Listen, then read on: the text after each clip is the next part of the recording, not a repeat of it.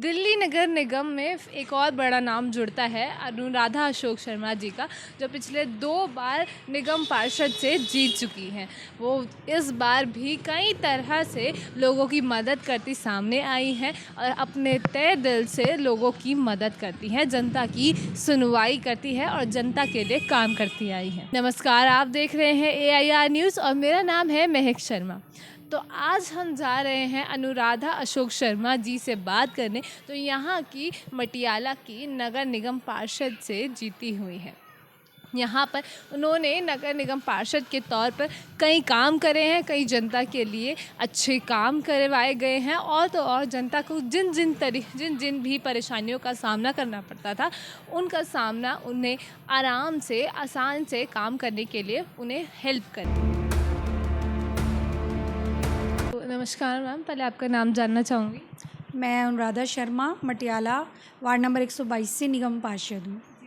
Ma'am, आपके बारे में थोड़ी सी जानकारी चाहिए होगी। पहले मैं हरी कृष्णा पब्लिक स्कूल रन कर रही थी लास्ट 23 ईयर्स से, और फिर जो है यहाँ लेडीज़ सीट हुई हमारे इलाके की, और अशोक शर्मा जी जो है एज अ पॉलिटिशियन है यहाँ पर, काफ़ी टाइम से वर्क करते रहे हैं सामाजिक तौर पे।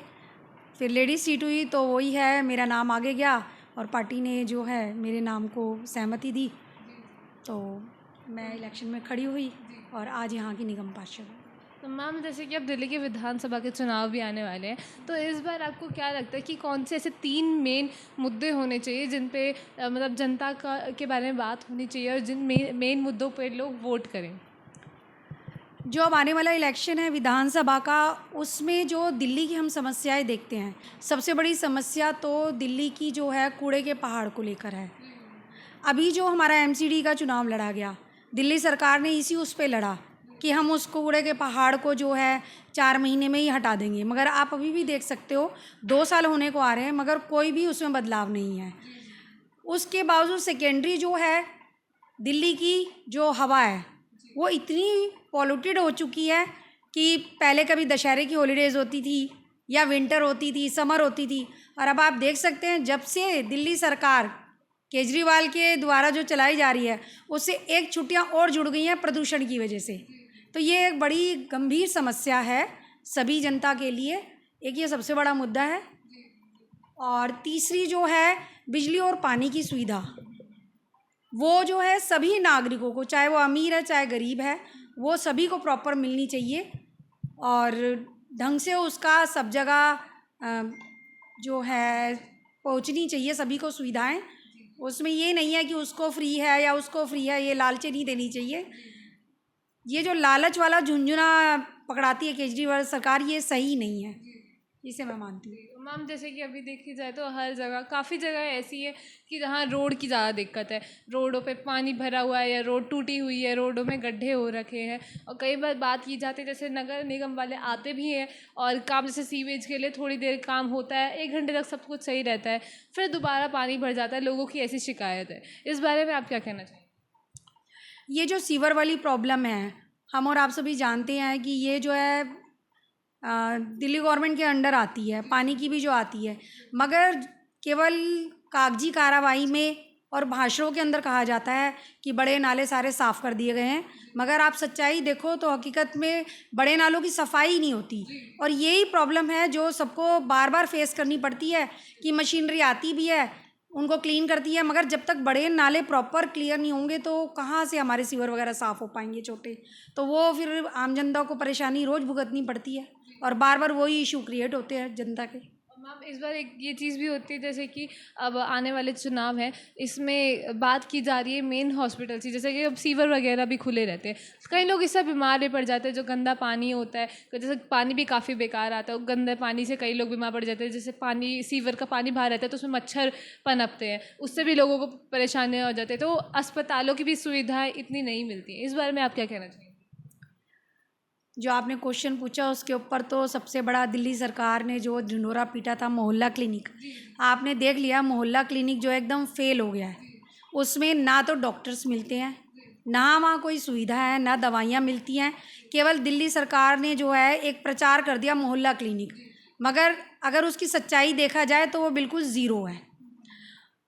और जो ये पानी जगह जगह भरा हुआ है, सड़कें टूट रही हैं, हमें और आपको सभी को पता है कि जो जल बोर्ड है वो दिल्ली सरकार के अंदर आता है। अभी हमारी मटियाला रोड ही है, उस पे जो है दोनों स्कूल एमसीडी के पढ़ते हैं, इतने बच्चों का आना जाना है, मेन रोड चलती हुई है, मगर वहाँ पर यही समस्या था कि वहाँ पर जल बोर्ड की जो थी वो पाइपलाइन टूटी हुई थी, इसी वजह से वो सारी सड़क बैठ गई। और ये ड्यूटी बनती थी कि दिल्ली गवर्नमेंट उसको ठीक कराए, मगर उन्होंने उस पर ध्यान ही नहीं दिया बिल्कुल भी। वो तो अब हमने एप्लीकेशंस जगह जगह लगा के और वहाँ पर वही है कि पैचिंग सारे में कराई है। तो इन बातों पे ध्यान देना चाहिए कि परेशान ना हो जनता, और कोई भी अगर उनकी समस्या है तो उनको समय से सुना जाए और समय से ही उसका समाधान दिया जाए। मैम सबसे बड़ी बात, जैसे अभी फ्री की बात आपने भी कही, एक सरकार ने फ्री का ऐलान किया था कि 200 यूनिट बिजली फ्री जाएगी, बसों में महिलाओं को, बच्चों को फ्री करा जाएगा, उनका ट्रैवल फ्री कर दिया जाएगा। तो इससे विकास हुआ है हमारे देश का कुछ? देखो, फ्री की रेवड़ी बांटने से तो मुझे नहीं लगता विकास होता है, मगर जो आपने फ्री वाली योजनाएं चलाई हैं तो उसमें जनता आकर्षित तो होती है उसके लिए, मगर ये चीज़ें सही नहीं है। हमें सिस्टम को ठीक करना चाहिए और अपने मेहनत से और समाज के हित में जो कार्य हैं उनको करना चाहिए। और एक मेन बात आती है जैसे कि शिक्षा के ऊपर।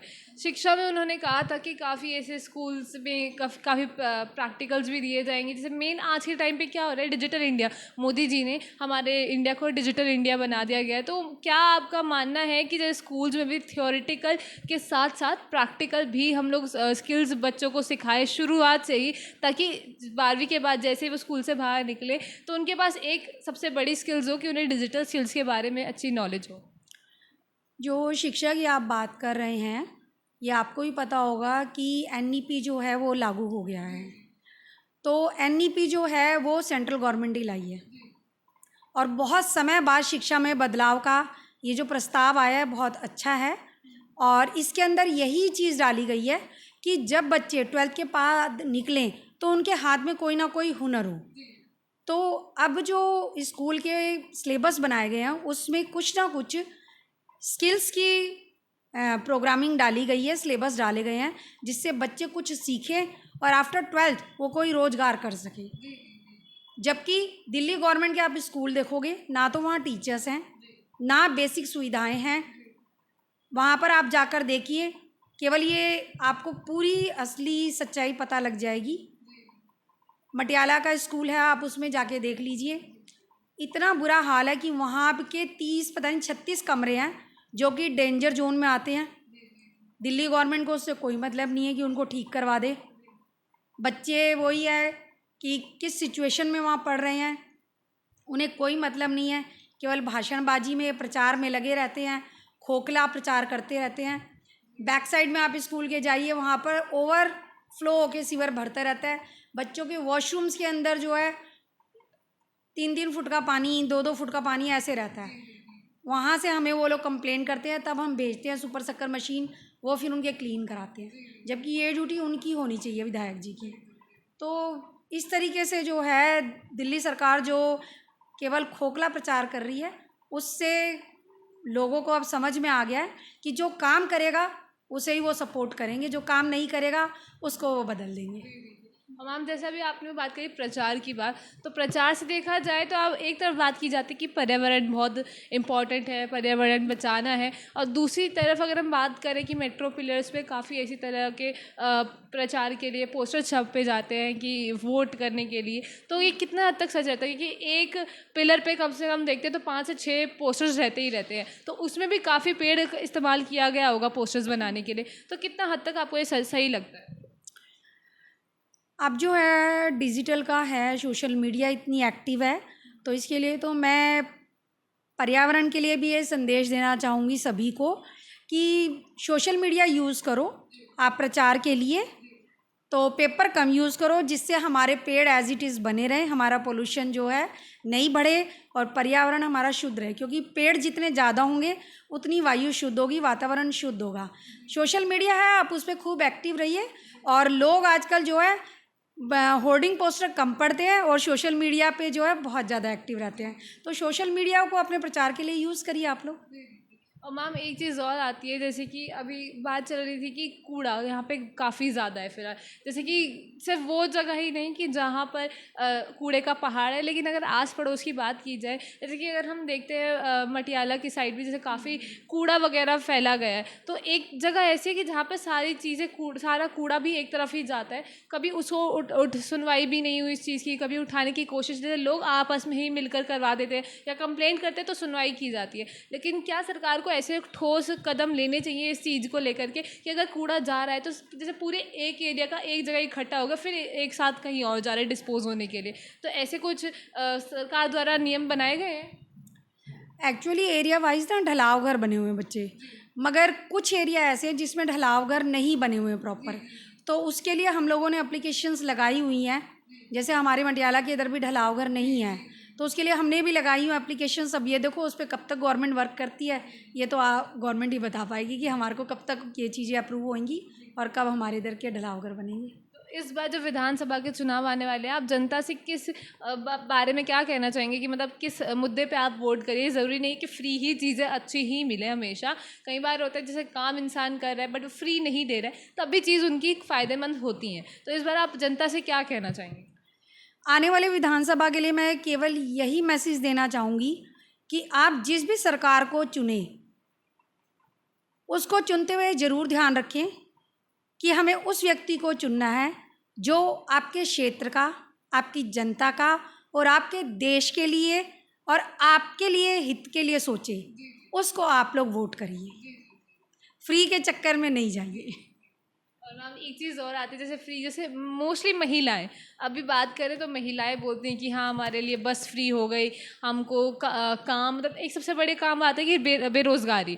आज के टाइम पे अगर हम देखे जाए, जगह जगह पे लेबर चौक पे बने हुए हैं, वहाँ पे रोज़गार के मारे लेबर रोती रहती है कि हमें काम नहीं मिल रहा है, और अगर उन्हें काम मिलता भी है तो एक हफ्ते के अंदर अंदर उनका काम का जितना भी पैसे इकट्ठा होता है खर्च हो जाता है, फिर एक हफ्ता वो रोती है कि हमें रोज़गार नहीं मिल रहा है। तो कितने हद तक सरकार को ये काम करना चाहिए कि रोज़गार बढ़ाए?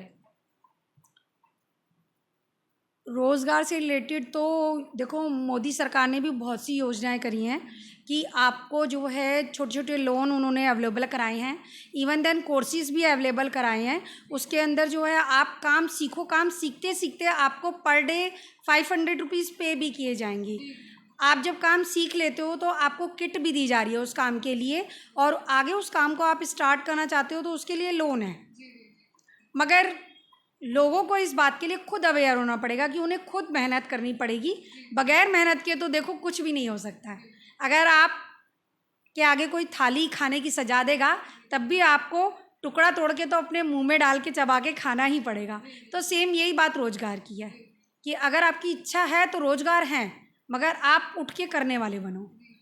तो आपको लगता है कि अगर जैसे बीजेपी दिल्ली विधानसभा में जीती है तो क्या वो दिल्ली का सुधार करेंगी, विकास के लिए काम करेंगी? बीजेपी तो सभी को पता है कि विकास का नाम ही बीजेपी है। आज हम देख सकते हैं कि हमारा भारत देश कहाँ का कहाँ पहुँचा हुआ है। तो इसमें कोई दो राय नहीं है कि बीजेपी आएगी तो दिल्ली का पूर्ण विकास होगा और हर किसी को जो भी समस्याएं हैं उन समस्याओं से उनको निजात मिल जाएगी और एक खुशहाल दिल्ली, खुशहाल वातावरण में हमारी जनता जो है आराम से सरवाइव कर पाएगी। तो ये थी अनुराधा अशोक शर्मा जी की बातें कि किस तरह उन्होंने हमारी आम जनता के लिए काम करवाए हैं और किस तरह वे दिल्ली सरकार से अनुरोध करती हैं कि आने वाले टाइम में भी काफ़ी कार्य होने चाहिए और सुधार दिल्ली में आना चाहिए जिससे हमारी दिल्ली का विकास हो सके। आप देख रहे थे AIR न्यूज़ और मेरा नाम है महक शर्मा। ऐसी ही और वीडियोज़ के लिए जुड़े रहिए हमारे चैनल के साथ।